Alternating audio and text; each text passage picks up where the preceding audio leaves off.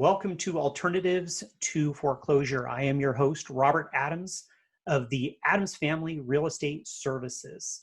And this is episode 1 of The Truth About the Real Estate Market. And by the truth about the real estate market, I mean, what's really going on? What's the real truth? Not something that's, put out by a realtor organization or somebody who's got a vested interest in, pushing a certain agenda. This show is for people who are homeowners who are either facing foreclosure, they're being threatened with foreclosure, maybe they're in foreclosure, meaning a notice of default has been filed, or maybe you're just starting to get behind in their mortgage payments for whatever reason and want to know what their various options are.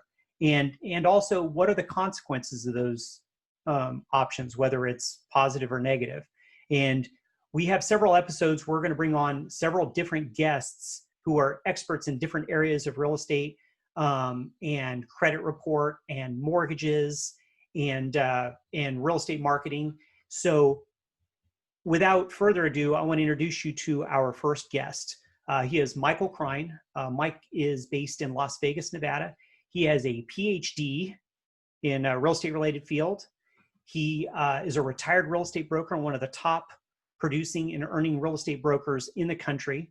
Michael is the president of the National REO Brokers Association, so he has an extreme amount of experience in pre and post foreclosure real estate, and has, was a real estate broker, retired, and has owned several real estate offices and had, thousands of real estate agents that worked for him at various times that he was responsible for training and managing.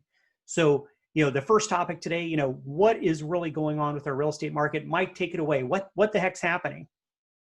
Well, right now we're kind of in an anomaly in that we've never seen this situation before with COVID, the virus, the shutdowns, the government subsidies, the public unrest, the riots, the protests.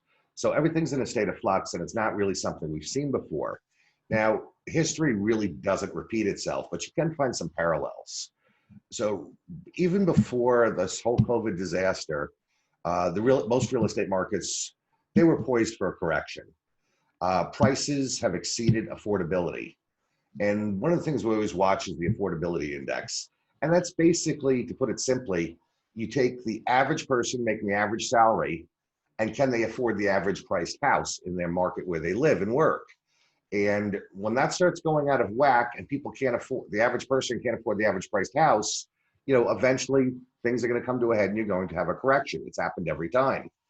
So we were already poised for a slight correction. Now, part of the problem is most headlines, most articles are written for the national real estate market. But you don't live in a national market. You live in one particular area. And there's a lot of regional variations in the market. So what's happening in New Jersey as opposed to what's happening in California and what's happening in Texas, they're all very different markets. But the information we tend to receive tends to be based on national trends, and that doesn't really apply.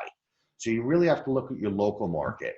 Now, there are a few patterns that were already existing prior to, and that is we had bifurcated and trifurcated markets. In other words, different segments and different price ranges in each market were behaving differently. The lower end prices for first-time home buyers, still very strong demand, still increasing.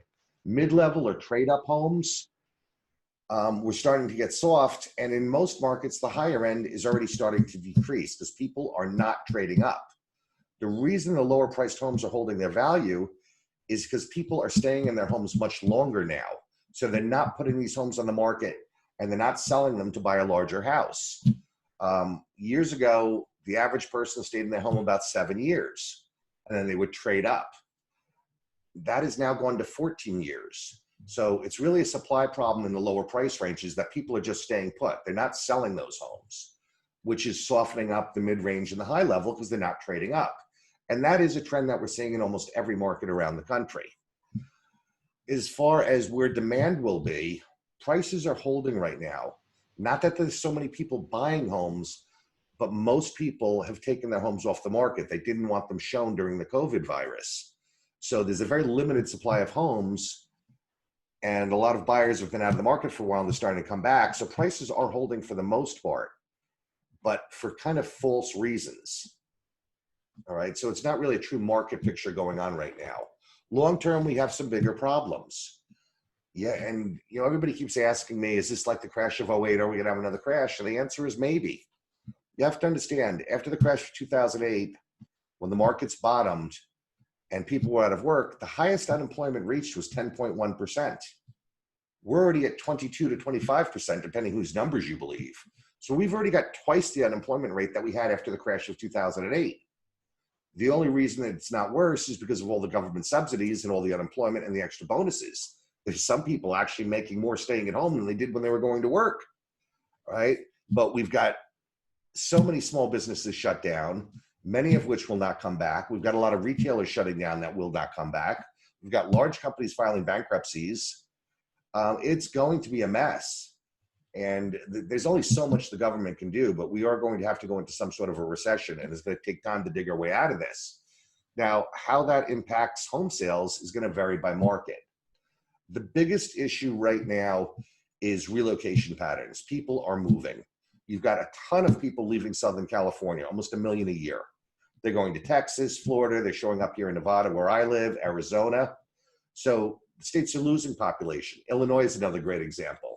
So is New York, Connecticut, New Jersey. So they're losing population.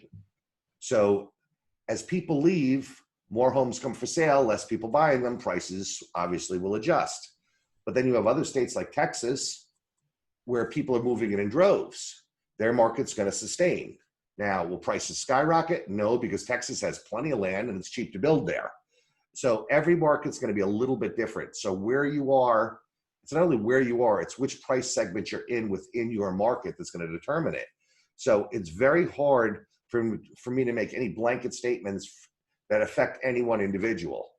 If you're considering selling, or you may be getting in trouble financially right now, you really need to talk to somebody who knows your local market like Robert, because it depends where you are, which price segment you're in, will really determine what your options are. All right. And that's what you have to understand. Don't believe blanket statements in the national media. My favorite example of that is the forbearance agreements. And if you don't know what that is, a forbearance agreement is when you can't pay your mortgage and they say, okay, we will forbear taking payments for a little while and let you get caught up later. Well, the recent headline was forbearance. What was it? Growth in forbearances continues to decline. That is the funniest statement ever. Okay, growth continues to decline. That doesn't mean less people are getting forbearances. It just means where it was going up like this, now it's going up like this. It's still rising. More people still can't pay their loans. And that's going to be a huge problem for a lot of them. Their jobs aren't coming back. So we do expect to see a huge amount of defaults and foreclosures. A lot of people are going to have to do short sales. And we can talk all about what the options are there, if you like, Robert, because that's probably going to be the biggest thing I would worry about in certain markets, particularly Southern California. That's a tough place to live anyway. Well, and yeah, and do you think that Congress is going to do anything? I mean, Congress has already done plenty. So you talked earlier about, how much help are they going to give, or how far is this going to go? I know you do a bunch of interviews, you do a bunch of podcasts, you do a bunch of videos for people around the world or around the country. What do you think Congress is going to do next? Or when do you think that shutoff is going to occur where they say, hey, enough is enough, you're on your own? Well, you have to understand they're kind of limited especially with Trump being a states' rights president. He really does defer to the states and let the states run their own business. Real estate is a local market, it's a local business, and in each state is different. But the states, when you foreclose a property, you foreclose at the state level typically. I mean, there are ways to do a federal foreclosure in the federal courts, but it's usually not done. So it depends on the moratoriums. So they can postpone foreclosures, but you can't legally tell somebody they're not entitled to collect their money. Robert, if I lend you money and you don't pay me back, Congress can't tell me that I can't collect my money from you. They can't do that.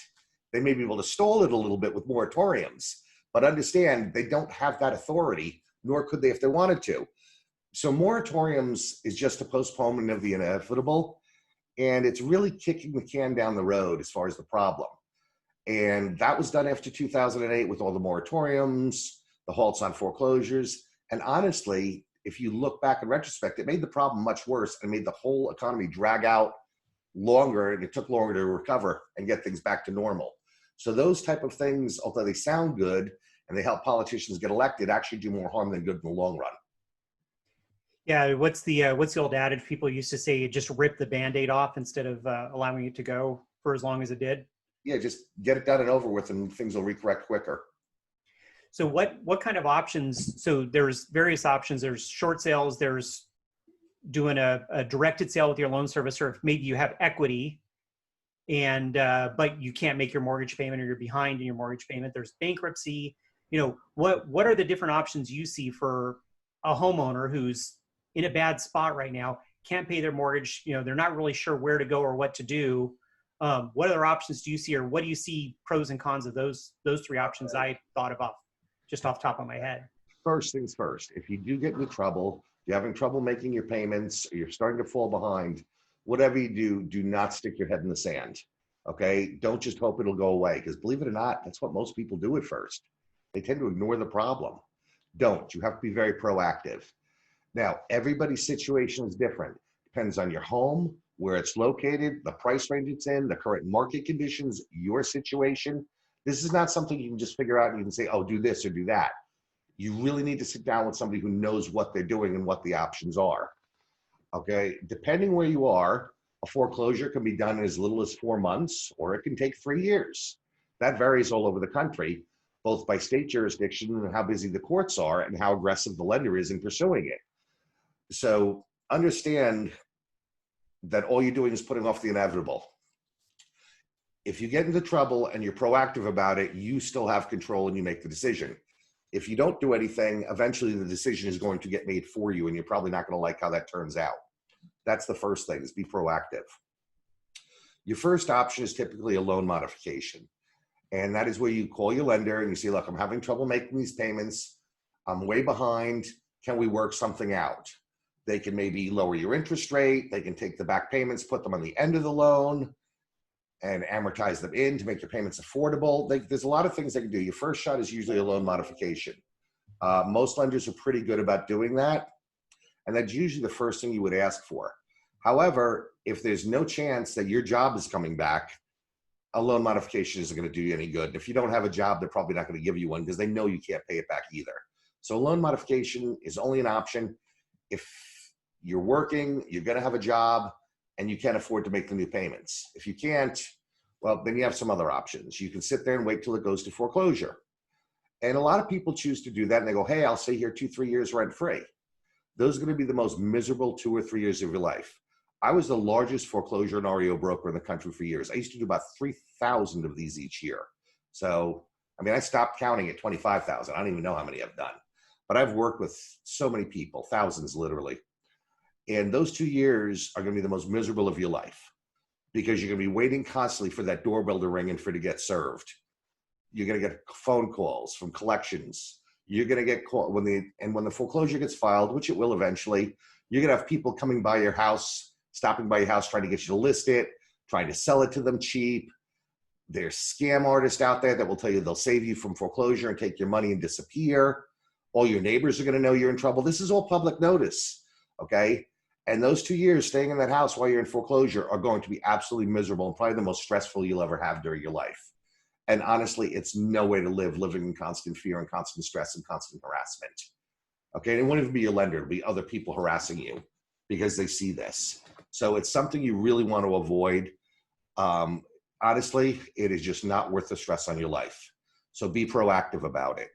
If you can't do a loan modification, don't wait for them to foreclose. There's a thing known as a short sale. If you don't have enough equity to sell the home, let's say your home is worth 200, you owe 190, but you got to pay the brokers, obviously, to sell it for you. You got to pay title, transfer taxes, all those fees. You're probably still upside down and don't have enough money or equity in there.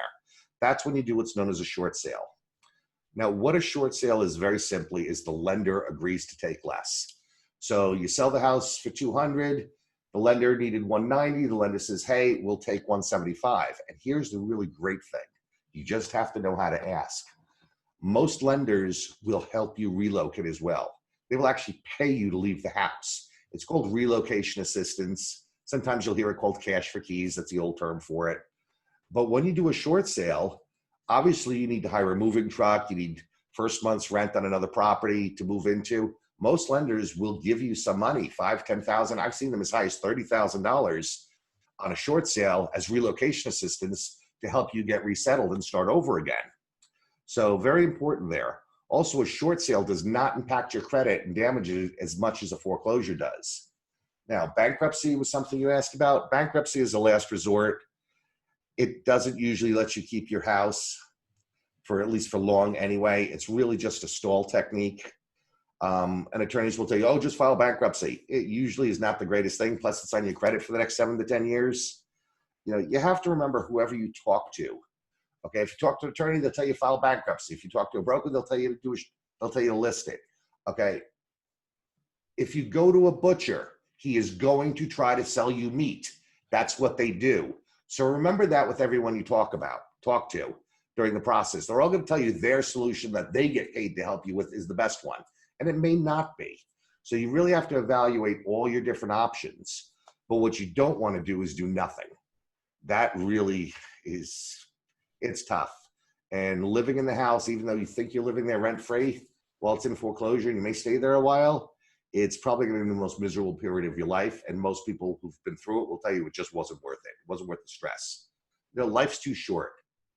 You know, if you're having trouble and you know this is where you're going to end up, get out now, start over fresh, you know, rebuild your credit. Another year or two, you can buy a house. People don't realize this, but even after a short sale, you can get a new house within 2 years, 1 year with an FHA loan if you had medical bills, if it was caused by any medical reasons. So life doesn't end.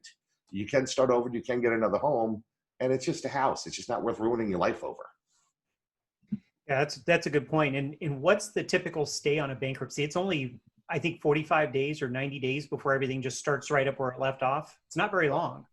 No, it really isn't. And during that time, you can try to renegotiate with your lender and force a mod of some sort. But it's not even what the statutes are. And I'm not an attorney, so I don't want to give legal advice. It really comes down to how busy the courts are and how long it takes for the motions to show up and get into court. So it varies widely. So whatever the statute says, it's X amount of days. You know, the way the courts work, it could be longer. You know, you really need to talk to somebody who knows your local courts. I mean, although bankruptcy is the federal courts typically. Well, actually it is. So. Well, I think a segment we've left out is there's still people out there that have equity in their homes that can't make their mortgage. Maybe they're getting behind. And, you know, the most important advice I can give them, or the thing to think about, is every day you sit and wait is more equity that you are losing, you know, in missed payments. And then also the bank charges fees for, you know, late fees, foreclosure fees. I've seen those fees in the thousands of dollars before, where you have a borrower who tries to cure a foreclosure maybe the day before the sale. There's $10,000 in fees. So that's something else I think gets overlooked a lot. It can actually be a lot worse than that. You don't realize. You not only have your back payments, you have the back taxes, penalties, late fees, legal if they filed. Okay, they'll charge legal fees. That's $4,000 or $5,000 typically. And then they have this thing called forced place insurance. If your homeowner's insurance isn't getting paid because you're not paying the mortgage, they have the right to go put an insurance policy on the house because that's what secures their loan. Forced place insurance is about 5 times what you'd normally pay. So your payment might have been $2,000 a month. You miss 6 payments. You know, it's not that you owe 20. You may end up owing 40,000 on that. Okay, so that's why I said, whatever you do, do not stick your head in the sand and wait. Things will get very bad very quickly. Be proactive. It's just a house. You can get another one. And I know we're all emotionally attached to our homes, but there's times you got to let it go or you're not going to have a life and things get worse. So whatever you decide to do, whether it's a loan mod, a short sale, okay, make a decision as soon as possible. The longer you wait, the worse things will get. I promise you. Right. And, you know, the reason I'm making these videos is, you know, I've been doing this for, gosh, almost 16 years now. And my life is dealing with loan servicers and banks that manage people's mortgages. And I could tell you those connections to be able to make those phone calls on your behalf, you know, with the proper paperwork, can save you a lot of time and a lot of effort and a lot of grief, and get you straight answers on you know, what your options are. And that's the thing, you need straight answers, because like Mike said a minute ago, you go to the butcher, he's going to sell you, you know, a piece of meat. That's what he's going to try to do. And, one of the things that I've, being an REO for as long as I have, been in distressed real estate as long as I have, seeing this thing coming, this COVID thing coming when it started back in March, I realized that there's going to be a lot of people who are going to need good advice and need help. And, maybe if you call me and we talk, there's a chance I'm going to tell you, maybe listing your house isn't the right thing to do. Maybe there's a different direction you could or should go. But I think getting all of your options and reading the fine print and making informed decisions will save you a ton in the future, both emotionally and financially. Yeah, let's touch something on this. Some of you know me because I've been in the media quite a bit. You'll see me, I write for Forbes magazine. I mean, I'm all over the place. I've owned multiple real estate offices, franchises, regions, franchise. I've literally had thousands of agents who worked under me and that I've trained. Okay, let me tell you a little secret. 80% of the realtors out there have no idea what they're really doing. They sell about 3 homes a year. Okay, if you needed brain surgery, would you go to somebody who'd done it all of 3 times? Or would you want somebody who did it 3 times a week? Okay, short sales are very complicated. The paperwork is tricky. You have to know how to negotiate them. Don't just go to your cousin or your sister, or don't just choose 3 realtors. Find somebody who really knows short sales well. It's very important. They're complicated and they're very easy to screw up. And there's timelines. Don't forget the timelines. That's a big one. Yes, the timelines are very tough. So the problem is, I will be quite honest saying, and I was a realtor for 30 years, 80% of them really aren't qualified to do short sales. They're just not. All right. They don't know what's going on. They don't know how to assemble the comps. They don't know how to put the package together. They don't know how to fill out the paperwork. They don't know how to write the hardship letters correctly. There's a way to do it where you can come out of this looking good with some money in your pocket to help you relocate and a chance to start over again and get another house within a year or 2. All right. So I can't stress that enough. Be very careful who you call and who you talk to. All right. Because like I said, a lot of them really don't know what they're doing. I've dealt with them for years. And Mike, I can't thank you enough for taking time out to talk to us today. These are definitely times that we haven't seen before. And Mike, how long have you been in the business now anyway? I think I got my first license in '84. Okay. So you've been around the game for a while. And this is something I was one of the largest brokers in the country. I still don't, I've never to this day met anybody who did more sales and listings than I did. Yeah. So. And none of us have ever seen anything like this before. Even those of us that survived 2008, or those of us who survived the early 1980s. So that'd be more you than me. But thanks for taking the time to be on with us. We've got more episodes coming with more experts and more people that are experts in different fields.